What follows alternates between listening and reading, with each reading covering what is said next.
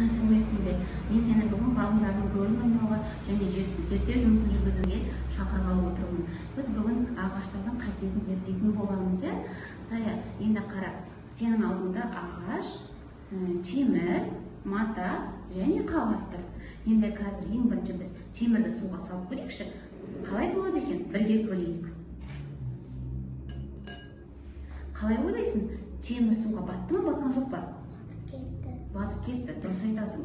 Енді келесі қағазды салып көрші.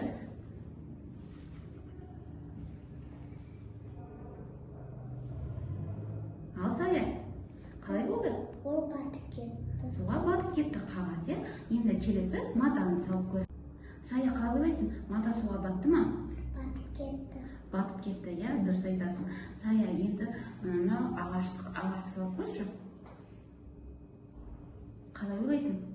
Ол жүзіп жатыр. Енді қара, ағаш. Дұрыс айтасың Сая, ағаш батпайтын болғандықтан ағаштан кеме, қайық жасаған екен. Енді тағы да қандай пайдалы заттар жасауға болады ағаштан?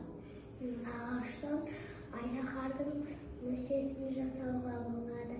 Сосын карандаш жасауға болады, үй жасауға болады, балабақша жасауға болады, әткеншек жасауға болады.